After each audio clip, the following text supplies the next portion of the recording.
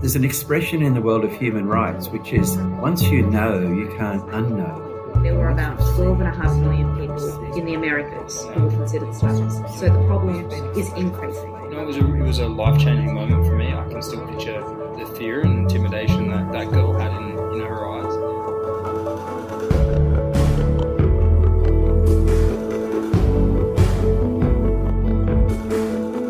Hello, I'm your host, Emma Russo, and this leadership podcast is brought to you by the Australian Graduate School of Management at the University of New South Wales Business School.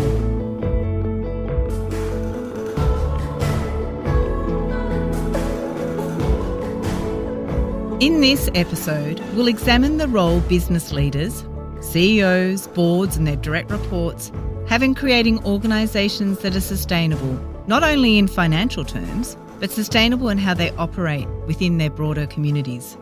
For a large number of companies, this means the entire globe. And it's that global context that can create new opportunities as well as new challenges. One of the most important issues, one that is much more prevalent than you might think, is in our global supply chains, and it's modern slavery. You might not be aware, on the 1st of January 2019, the Commonwealth Modern Slavery Act was introduced in Australia, requiring organisations here with an annual consolidated revenue of at least $100 million to report annually on how they address modern slavery risks in their global operations and supply chains. In this episode, we'll be talking to 3 leaders who have gone well beyond the regulatory minimum to ensure their practices, processes and policies are ethical and sustainable, balancing profit with purpose. First, I talked to Professor Justine Nolan, UNSW Faculty of Law and co-author of the book Addressing Modern Slavery. Then I speak to Dr. David Cooke, Chairman and Managing Director at Konica Minolta Australia and Chair of the inaugural Australian Human Rights Institute Advisory Committee at the University of New South Wales. And finally, as a wonderful example to business leaders everywhere, we talk to James Bartle, the CEO and founder of Outland Denim. First, let's hear from Professor Justine Nolan.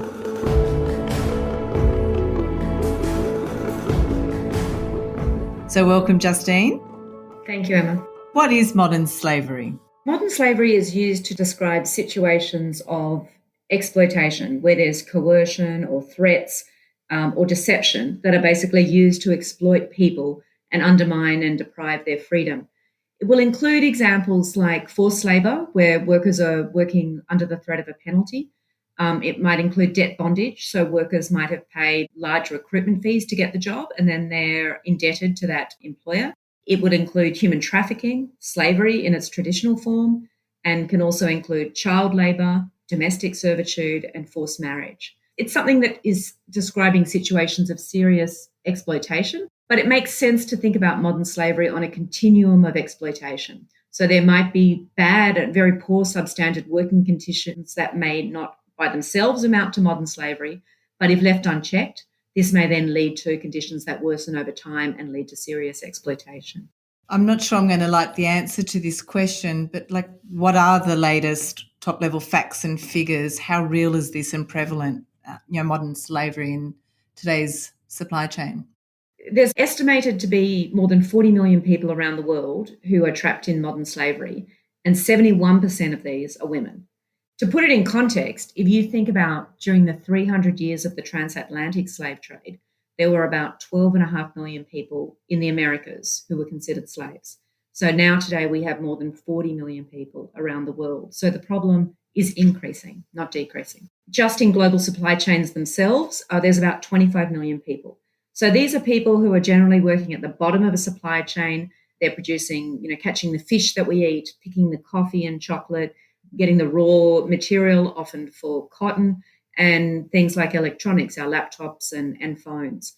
You've researched this for some time. What do you think are the most confronting or surprising moments when you've been sharing your research findings with those businesses and in that broader community? I think probably the most common reaction is that does slavery still exist?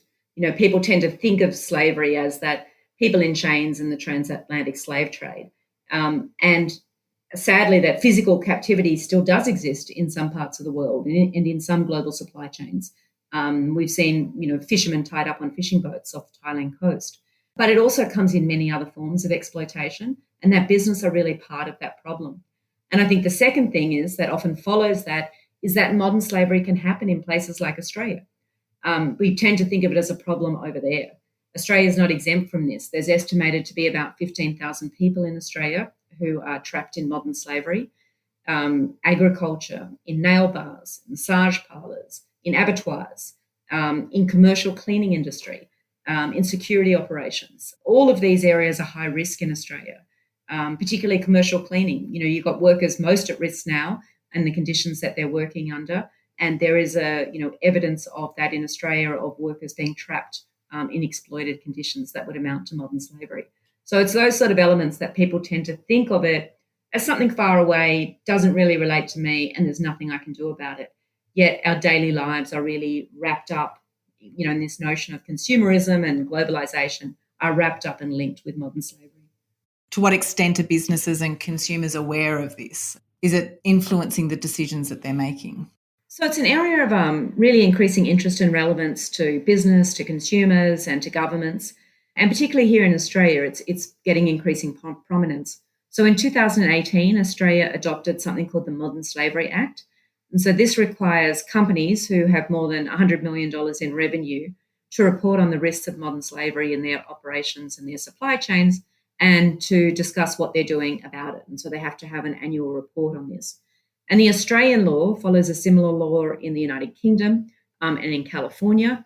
And other countries like France, the Netherlands, and the EU more broadly are also legislating around issues around supply chains and working conditions and reporting on them. Alongside companies, consumers are also increasingly interested in these issues, partly because of these laws, but partly also because there is this connection that's becoming more apparent about modern slavery to our daily lives. So if you think about, sort of a day in the life of most of us, we might get up in the morning and have a shower. The soap that you use may have palm oil in it. The majority of the world's palm oil is coming from Malaysia and Indonesia, where forced labour is rife in that industry. You might then think about having a coffee. It's very likely that the coffee beans are coming from Ghana or Cote d'Ivoire, where, again, there's a high degree of forced labour in those global supply chains. It might be in the clothes you wear, the phone you use. There's forced labour in the raw materials that are gathered for your phone, also in the factory production related to that. So all of us in our daily lives are connected to modern slavery, and consumers are starting to become more aware of this. However, there is, often an overemphasis, I think, put on consumers, that consumers can fix this problem. And in this area, there's something called the myth of the ethical consumer. So if we're asked in a survey, would we pay more for a particular product to avoid workers being exploited? Usually our answer is yes. But when we come to use our purchasing power and decide how our dollars are spent, we don't always take the action that would follow through into our beliefs. What have you seen, or what's the impact of economic challenges? So, for instance, COVID-19 now in terms of the impact on modern slavery? Yeah, it's a good question. I mean, the COVID-19 pandemic has basically thrown up unbelievable challenges for the world's global supply chains. Modern slavery already captures the world's most vulnerable workers, and the economic fallout from this pandemic is basically going to hit them more harshly and make them even more vulnerable. It's possible that they will be then moving from the formal economy into the informal economy as workers, as jobs disappear. So we're seeing numbers, of more than 400 million people around the world already losing jobs, 500 million people being pushed into poverty. In Bangladesh, for example, there's estimates of already 1 million garment workers who've lost their job. So what we're likely to see is people who are already vulnerable and working in situations that may be veering on exploitation or are exploitation, moving into worse jobs, if you like. There's many essential workers in industries like hospitality, retail, food production, who are now considered very much essential services and are working under conditions that are not ideal or not necessarily safe for their health. We've seen particularly migrant workers around the world and also in Australia fall outside any government protection. So in Australia, for example, our JobKeeper scheme doesn't include those on temporary visas. So there's this real question I think we have for our time is whether Issues that businesses think about, like human rights and sustainability, do we only care about them when it's easy and convenient? Or are we going to tackle those in sort of both the hard times and the good times? What should businesses do so that we can bring attention to this? And particularly given that vulnerability right now, what are the steps that business leaders can take? So the first thing that business needs to do is really understand their impact, understand how their operational model is working and impacting workers. And to do this, the logical thing they need to do is have visibility over their supply chain. So they need to understand that the risks that business poses to people, not just in their first tier of suppliers, but as that operational model moves down into less direct tiers of the supply chain. They have to evaluate their business model. So are they contributing to or facilitating the problem? It might be by imposing short lead times, changing production requirements, or not paying the true cost of the product. And to understand this problem and to get more visibility on the supply chain, they really need to prize collaboration with people, often outside their organization. So with experts in civil society, with unions, with workers, to really understand the impact of their business. The next thing they need to do is really develop a plan. So how do they integrate human rights and sustainability concerns as part of their business as usual operations, not as an afterthought? So procurement staff need to be aligned with sustainability staff to make sure that there's operational coherence across the business. And finally, they need to have a plan for how they're going to respond when they find a problem. If they look hard enough, they will find modern slavery in their supply chain. So how will they support the workers who've been exploited? How will they engage and collaborate with their suppliers to reform their process? So essentially what they've got to do is really understand their impact that their business model is having. What's the role of the investment community in modern slavery? And I'd like to extend that to boards as well, the mandate that organisations have been given. What modern slavery is doing is sort of trying to bring home this broader sense of responsibility. Investors have a really interesting role, an important role to play here, because they have the leverage to influence business practices.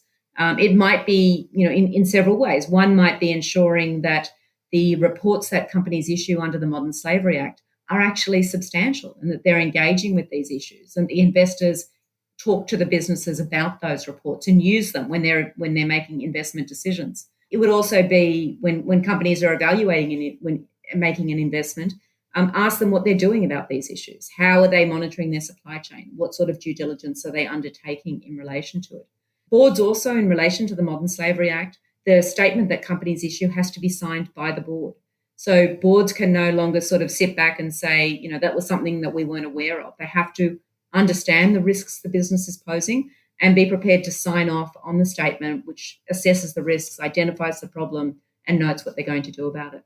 So I'm going to ask you, for anyone who's listening, what could their role be in their organisation to help bring about that change and awareness? What can people do? So I think the first thing to do, which I think is very easy, is to ask questions. And it's to ask questions of, say you're within a company or if you're acting as a consumer. So what you want to do is try and encourage companies to take this investigative role, if you like. We're not asking them to trek over to Asia and start investigating a supply chain, but figure out who they should be talking to and how do we get better visibility and understanding of our impact. So if you're within a company, you should be asking, through the chain of management of your company, what are we doing to respond to this new law? What actions are we undertaking? And how are we protecting workers beyond our immediate company and in our supply chain? And for the businesses that you've researched where they have made these changes, how has that impacted those businesses? There's no business that sort of makes the change and then tends to regret it. And there's lots of stages of making changes. There are many companies around the world that have taken steps to address this. And it might be that, they're trying to get that greater visibility on their supply chain. It might be that they're making consumers more aware of what they do. So if you look at someone like Marks and Spencer or Nike, 10 years ago, if you went on their website, you couldn't have found out where a product was. And now you can basically trace where their factories are that they're using around the world. There's other companies, sort of at the very end of the spectrum, like Outland Denim, which is a Queensland company, which is aligning its purpose in basically helping victims of trafficking and slavery using them in the production process. So they're aligning profit with purpose. There's a Dutch company, Tony Cioccolini, which does that as well. But they're rarer, and that purpose and profit model is a very niche group. But there are many companies, and the bulk of the world's multinationals, who need to make more substantive changes and address their business model. But it is one step at a time. But the numbers of modern slavery are increasing, not decreasing. So companies can't be forever on this human rights journey, which doesn't have an end. They have to set goals. They have to figure out what they're doing, and they have to figure out who they work with in order to try and achieve some of those goals.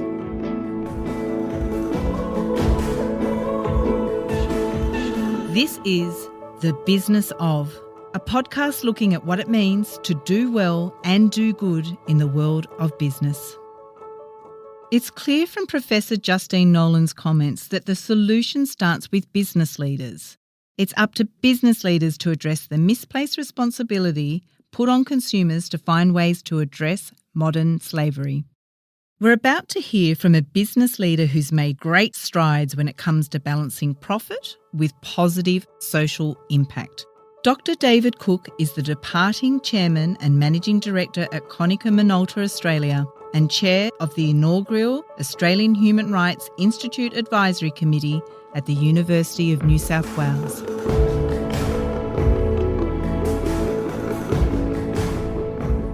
Hi, David. Thank you very much for joining us on The Business of. Thank you very much, Emma. It's an absolute pleasure to be here with you. And David, you started back in 2005 and overseen amazing transformation in that time. Can you tell me about your role and your journey since then? Well, it was my first role as a managing director and chair of a company. So there was a lot of learning from my perspective, but I think I embraced it fully. I've really loved it over the last 7 years. I work with a fantastic group of people. And I think over that time, we've really developed the company with intent. What I mean by that is that we've been very clear on the sort of organisation we wanted to build. We had some great people there already, but some changes were necessary. And also we wanted to grow, and that has taken place. And those people who we've recruited against really a framework of the organisation that we wanted to build. And that's been a very successful model for us. So it's enabled us, I think, to end up with a very strong and to some degree consistent culture running throughout the organisation. So it's interesting you touched on culture while you're also overseeing change. How important is that culture and setting that for your organisation? And can you elaborate what that means to you? Yeah, I think culture is vitally important in any organisation. Without a definable culture, you have the right to ask the question, who is this company? And who are they? What do they stand for? And I think the important thing about culture is that what I've learned is that it's not just a top-down process, albeit I came into the role with certain ideas in mind of my own, but it also needs to percolate up. So the more people at more senior executive levels making decisions across the organisation also need to be listening constantly to their team members. You need to be consulting, and there needs to be a two-way flow of traffic. And literally on day one, I could say within a minute of an announcement being made that I was the managing director, which was at an annual conference, and very senior people from Tokyo had flown out to make that announcement. And it was a shock to everybody because I was the first non-Japanese managing director in the company's 40-year history in Australia. And I walked up on stage. I hadn't prepared a speech, oddly enough, but I turned around to everybody and I simply said to them, I want us all to work together to build a company that cares. It cares about the people that work here, it cares about our customers, and cares about our community. And that has been an enduring framework that we've all made our decisions through ever since. What does having the moral courage mean to you or to your team so that they can make decisions against that type of framework? Yeah, so I think the concept of moral courage is very, very pertinent when you're having to make difficult decisions, particularly difficult decisions in challenging times. And moral courage to me, really it comes down to being prepared to do the right thing, even when it's really hard to. and being prepared to do the right thing, even when you know that there may well be some unintended consequences, maybe consequences for you personally, if moral courage involves speaking out, for instance. And it reminds me a little bit of a definition I heard of integrity some time ago, which was integrity is doing the right thing when nobody's watching. So, in other words, you're just anchored in a certain conviction, and you don't let whatever storms are passing over at that time sway you from that conviction. And the opposite of moral courage, I think, can be summed up as situational morality. That is that you can be a moral person making moral decisions when the sun's shining. When the storm clouds come over and things get a bit tough, then you can shift your standards and lower the bar. And then maybe when things are good again, you can go back to the highest standards. That's situational morality. And I think you've got to be very careful of that, because you can end up on a very slippery slope. It's far better to know what direction your North Star is pointing, navigate against that, to use the parlance of old sailing ship captains, and just stay true to that at all times. So, David, Konica Minolta was recognised with the Australian Human Rights Commission Business Award in 2018 for advocating work against modern slavery. So this plays into this lovely kind of ethical framework. Can you tell me about this work and what was the award recognising? Yeah, so as you say, in December of 2018, the Australian Human Rights Commission awarded Konica Minolta its Business Award that year. One company is awarded that accolade each year from a group of 5 finalists that are chosen. And we were very fortunate to receive that award. It was for a range of things, but I think the most notable probably was a very strong public advocacy for an Australian Modern Slavery Act, which subsequently was passed into legislation and is now law in Australia. And through a set of circumstances, we became aware of the fact that this concept of modern slavery was very prevalent in the world today. I was quite shocked. But we had a conference in Cambodia, and our keynote speaker was a woman. Her name was Somali Mam, and she'd been rescuing young girls from sexual slavery for 20 years. A couple of years later, we had another conference, and it was in Thailand, and we were on an old clipper ship, an old sailing ship, one night for a dinner, and there was a speech from the cruise director. We were able to ask questions, and one of the first questions was, we're out here in the middle of the ocean and it's pitch black, but we can see lights dotted around on the ocean all around us. Well, what is that? And she said, well, they're Thai fishing vessels. And she said, it's interesting you should ask, because just last week we jumped in a little dinghy and went out to one and said to the Thai fishing captain, we're from the cruise ship and we have to do talks about Thai culture and cuisine and cooking and so on every week to a new group that comes through. Could we come on board and talk to you about, the types of fish you catch and so on? And he said, yes, of course. And the cruise director stepped on board, and the first thing she saw was a man sitting on the deck of the boat with a collar around his neck and a chain attached to it, and the chain was attached to the deck of the boat. And with great horror, she said, who's that? And the captain replied, he looked down and he said, oh, it's a slave. So notice the dehumanizing language. Not he's a slave, but it's a slave. It was a commodity to him.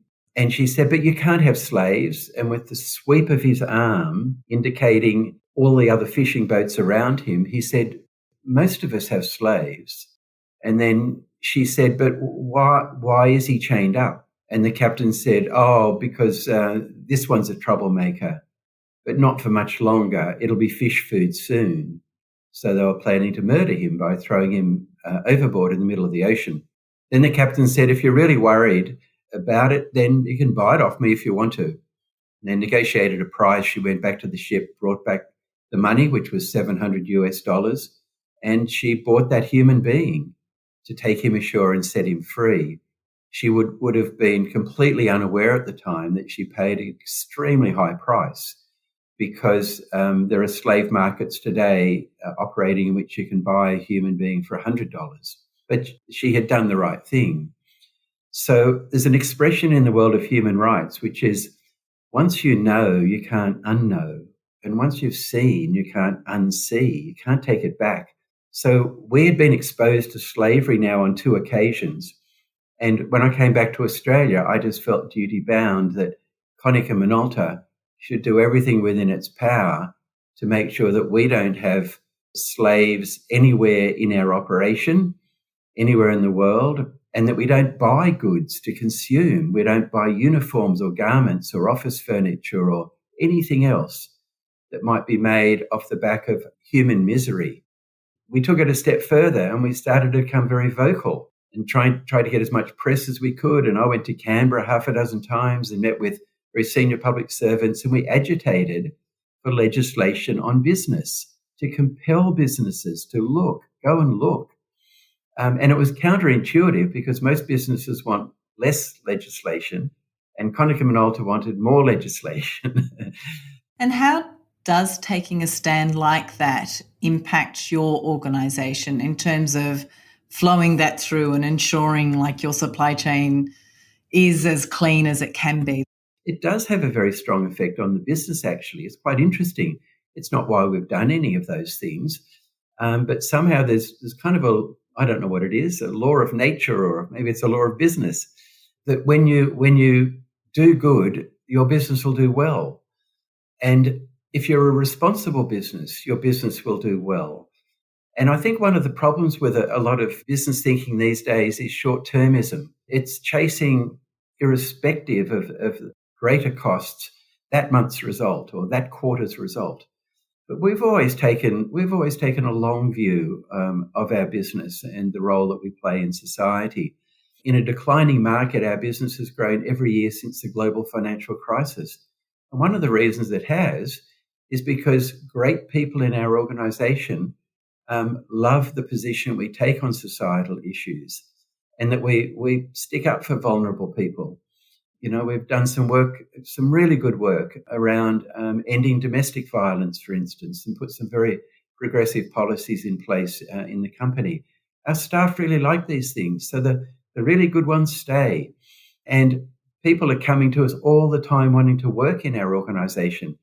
I have recruitment companies ring me up and say, look, I've got a great candidate, and I know it's going to cost tens of thousands of dollars for them to introduce me to the candidate, but I don't need ever to engage with firms like that. I just say, look, I'm terribly sorry you wasted the phone call. We just have a lot of wonderful, wonderful people that want to work here. But I think probably the most powerful example for me that I've experienced in my 7 years of the benefits of being a good corporate citizen benefiting you as an organisation would be as a result of a dinner that I held in Sydney.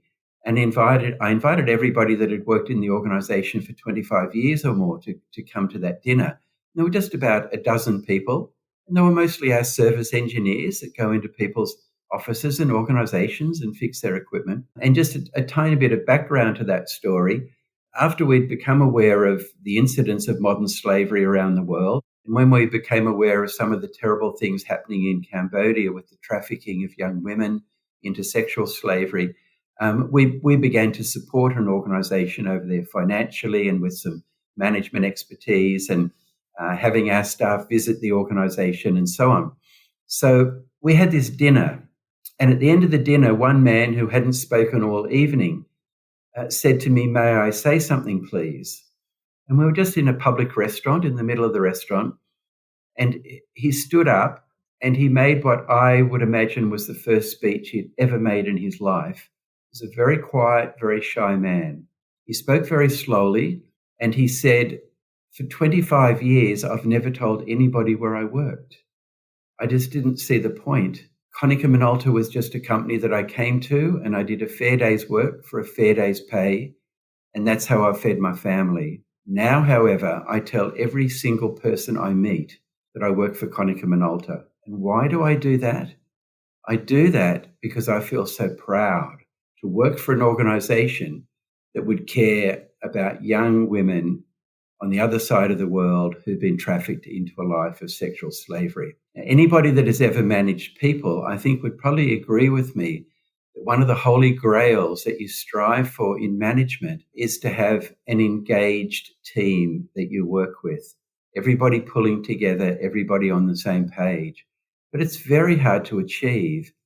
But here we have an example of us doing something in another country unrelated to the commercial aspects of our business.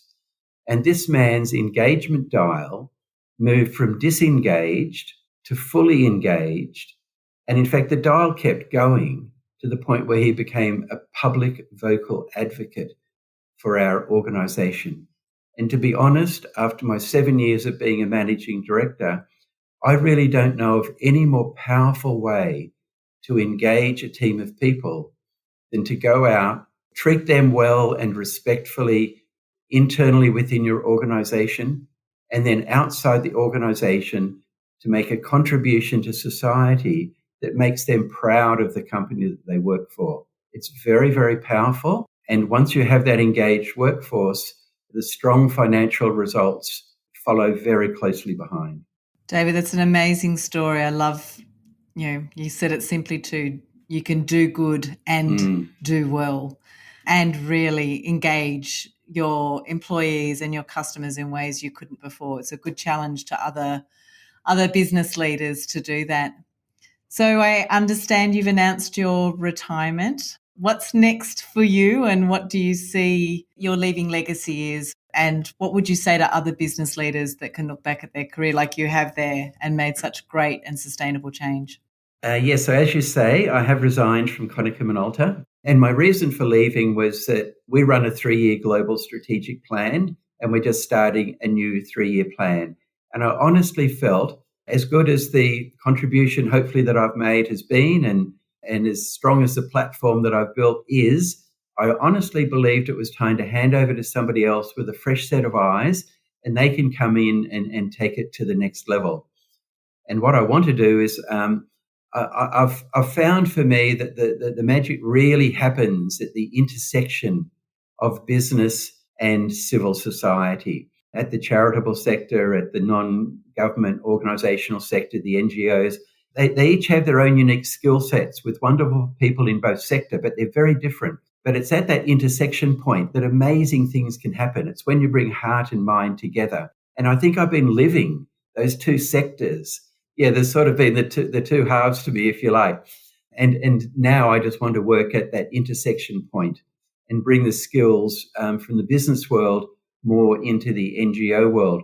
And I have no idea what that role looks like. And I'm not nervous about not knowing. In fact, it'll be quite exciting. But that's what I'd like to move on and do. And the second half of your question, as regards, what advice might I give to others? I think the formula that I've learned as a managing director in dealing with people and seeking to grow an organisation is just that at all times seek to be clear with people, seek to be consistent in your decision making, and seek to be courageous.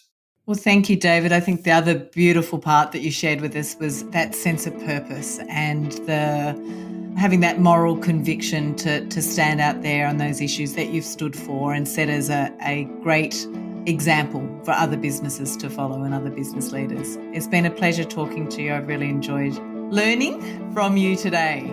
And a pleasure talking to you too, Emma. Thank you very much indeed.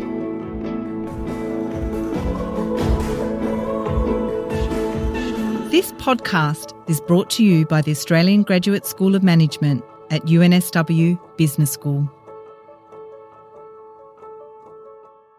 Wow, it was moving to hear David's story of the employee who had found great pride in the organisation because of its commitment to corporate social responsibility. It's encouraging to hear how an organisation of Konica Minolta's size is forging the inroads to combat modern slavery in its supply chains and taking what I think is a very assertive, accountable and ethical approach to this. What a great legacy for David to leave. My next guest is James Bartle, CEO of Outland Denim, the fashion company he founded on principles of sustainability and one committed to promoting responsible supply chains.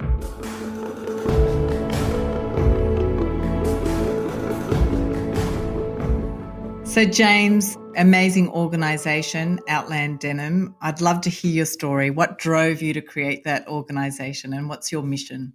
Yeah, well, thanks, Emma, for inviting me to be here.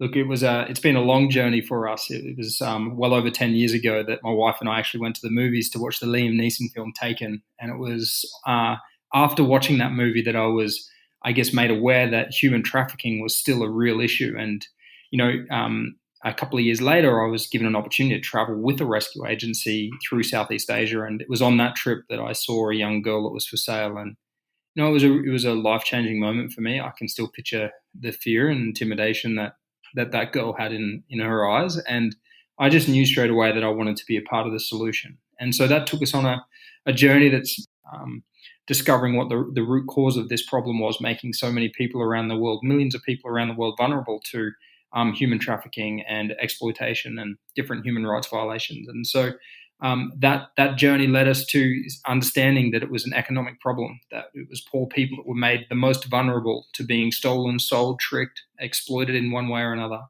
And so we knew that if we wanted to combat this problem, we had to come at it from an angle that addressed poverty. And that comes back to equipping people with the skills and the opportunities that they need, the learnings, the education that they need to be able to be successful on their own. And so we set about creating this business model, and it took us about 6.5 years of development and proving and watching and employing people to see the impact that this model would have on their life.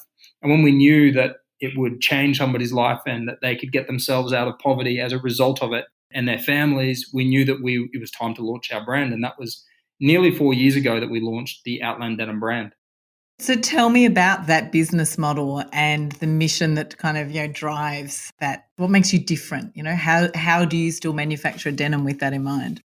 I mean, denim's one of the worst contributors to the environmental degradation that follows the fashion industry and just destroying ecosystems because of the way it's created. But then also on a social level, it's also quite guilty of exploitation because of cheap labor. And the difference with our business is that we have a social and environmental impact, which creates an economic impact. And so our business model has really been built to address these three things. It's been built to address, firstly, the social injustices that are happening around the world, where people are stolen and sold, where they're tricked and sold, where they're held as literally as hostages in garment factories, on fishing vessels, in brothels.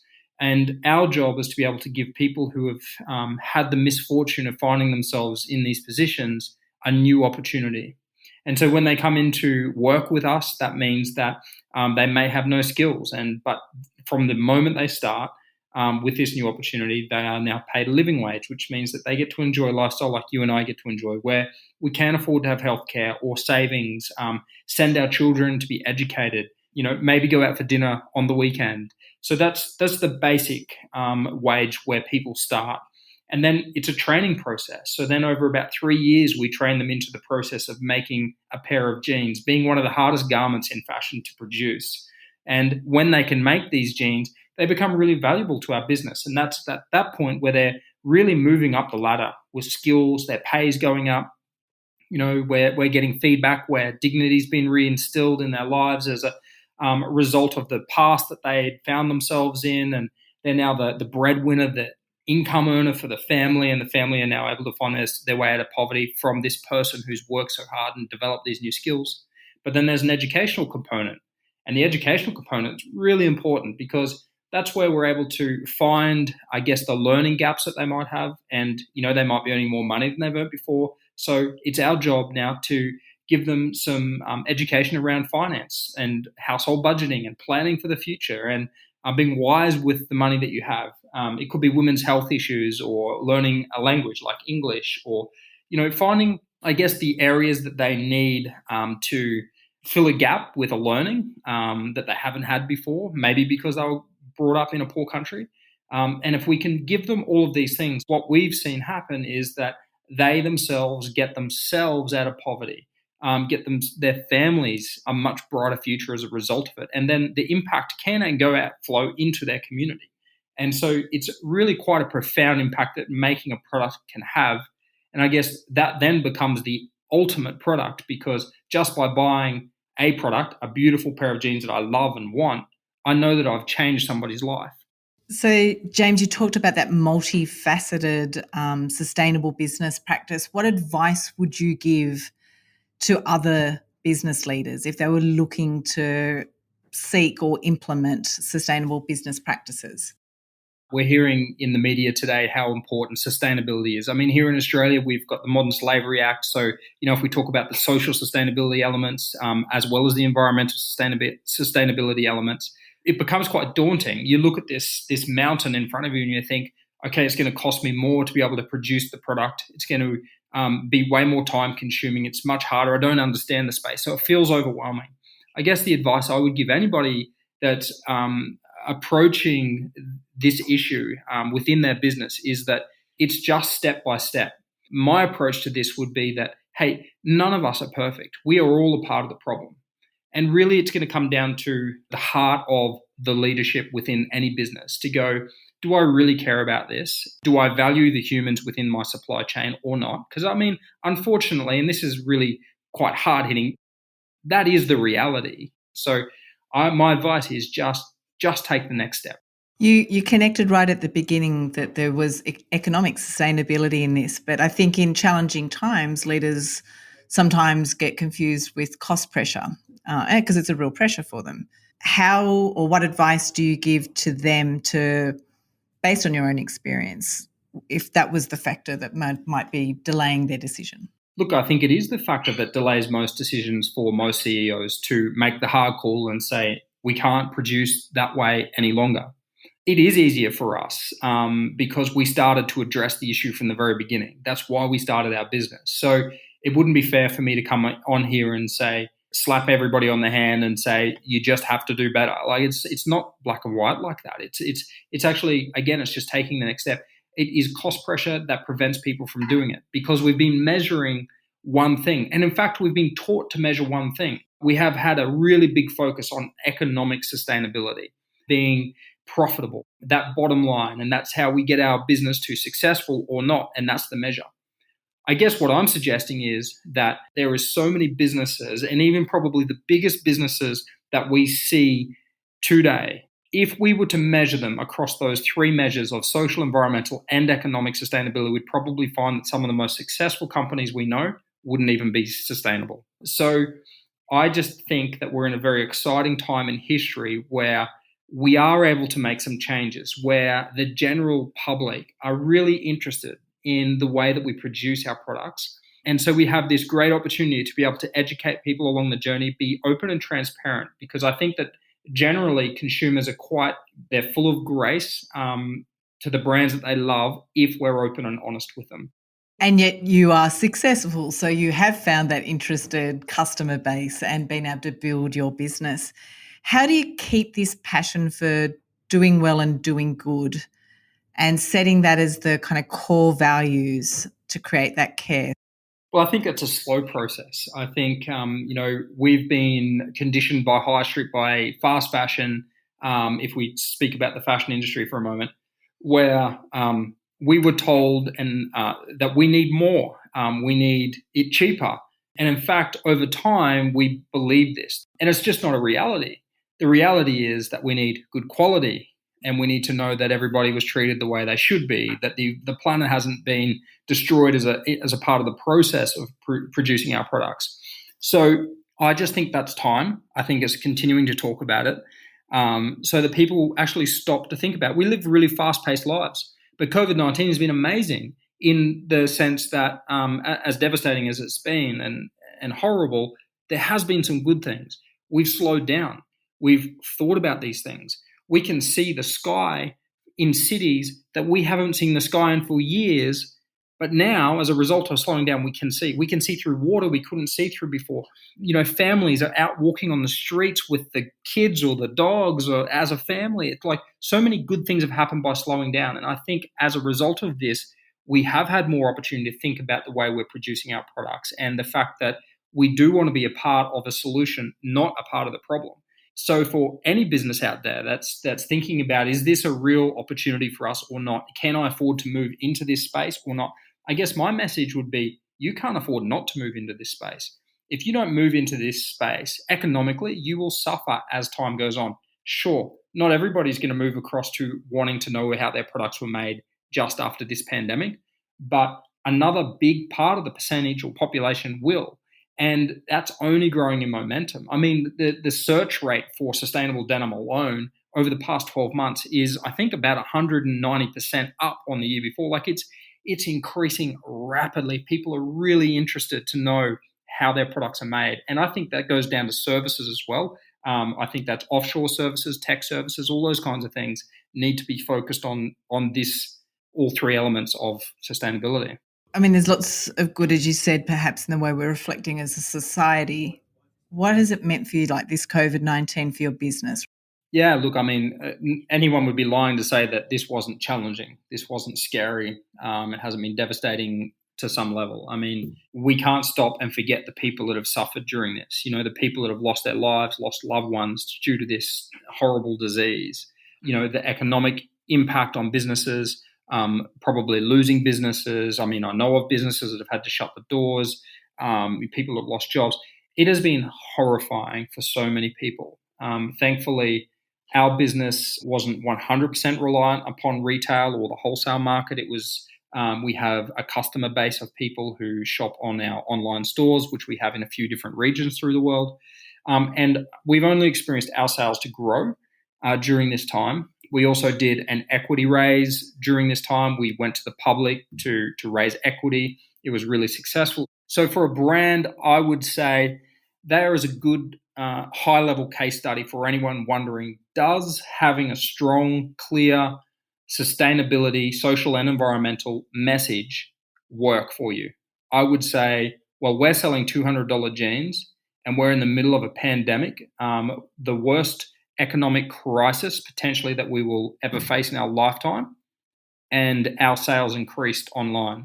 I think it's a really clear example that, yes, people are ready for this, and it's time to shift, because all of us really do, if we were to search our heart, go, yeah, I want to be a part of it. I want to be a part of a solution rather than a problem. And has that flowed through to your team seeing that? Because it would have put pressure economically there too, you know, when you're looking out at perhaps the suppliers that you've been talking to. We've got amazing suppliers and an even more amazing team. You know, I would say one of the greatest things, or one of the hardest things as a boss is to go and have the conversation with your team members that there's no longer a job here, or you've got to put them back in hours or whatever it is. And so it was a scary prospect to go and speak to our team members. But, you know, every team member from our headquarters here in Australia, their first response was their work colleagues, those in Cambodia. It wasn't themselves. It was just incredible to see how selfless they are. And I think that goes back to, you know, when you're choosing a team, you can't just choose people based on skills alone. It's got to be on character as well. And so you find yourself in the middle of a pandemic and you've got a team full of people with the highest level of integrity and character, honesty, they're hardworking. And it's because of them that we've come through this time strong. You know, we've come through to the other side of this as being able to be proud of our team for what they've achieved. Yeah, that strong sense of purpose and passion you can see from day one, and it looks like it's sustained you. Do you mind just sharing, like, in your journey and going through this COVID-19 or period of crisis, what have you most learned about leadership, and what would you share for businesses who are thinking of this or might be somewhere on that journey or about to start that journey? What have you learned? What would you share? I've still got so much to learn in this space, but the one thing that I hold a lot of value in is honesty and integrity.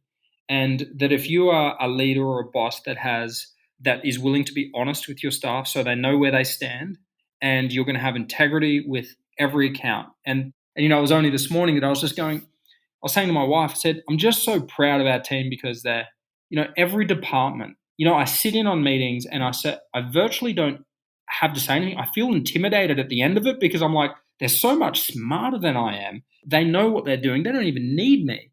And I think that's what we want to aim for. We want to get to that place where we're not needed, because then that's a sign of a good, healthy business that's thriving. It's amazing. Look, I'm incredibly inspired by your story, and I'm going to ask more questions of my own business, and I'm sure so will the listeners. What's next for you and your business? There's so many things. There's so many areas that excite me. But, if I talk about the fashion industry, I think it's manufacturing for new brands. It's brands that go, hey, I want to be a part of this movement. I want to be a part of the solution too. How do I do it? Hey, well, we can now help you. We can work with you. We can produce your clothing, and you can be as much a part of this impact as we can. James, that's amazing. Thanks for joining us today on The Business of. Emma, thank you so much for having me. The Business of is brought to you by the Australian Graduate School of Management at UNSW Business School. I know I feel inspired. All of our guests have shone new light on some of the realities faced by people around the world in their interactions with companies. Their insights describe the scale of modern slavery in global supply chains and also offer practical advice for business leaders on how organisations can do well and do good by examining their supply chain and by ensuring that their business models are sustainable and ethical.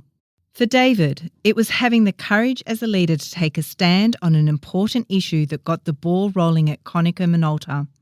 His desire to build a culture of care has permeated through the global organisation. His leadership has paid financial and reputational dividends, winning the respect of executives and hundreds of employees who have found new meaning in their work. And as James told us, when it comes to teamwork, character matters just as much as skills. Talk to you next time on The Business of.